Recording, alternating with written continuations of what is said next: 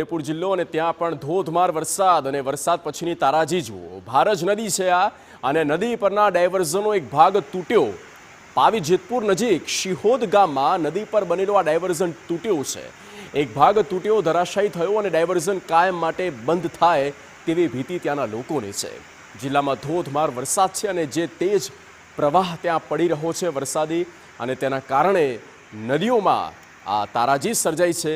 એક બાજુનો જે એરિયા છે તે બ્રેક થયો છે, તૂટ્યો છે।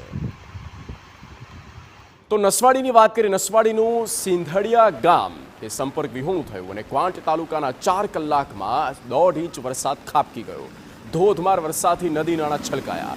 અશ્વિન નદી લો લેવલ કોઝવે પાણીમાં ગરકાવ થઈ ગઈ। ગ્રામજનોને ભારે હાલાકી ભોગવવાનો વારો આવ્યો છે। અશ્વિન નદી પર જે કોઝવે આવેલો છે અને તે પાણીમાં બેસી ચૂક્યો છે, તેની ઉપરથી પાણી નીકળી રહ્યું છે, વહી રહ્યું છે।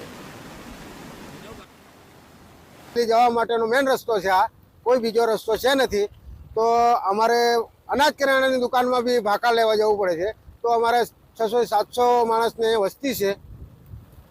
તો એમ કે 700 માણસની વસ્તી હોય એટલે આ કોચવે ઓછો થાય નહીં ત્યાં સુધી અમારે જેટલો આ 500-600 માણસ છે એ અંદર ઘરમાં બેસી રહેવું પડે છે। તો આ સરકારને માંગ છે કે અમારે કે આ કોચવે થોડો ઊંચો કરવા અમારી માંગ છે।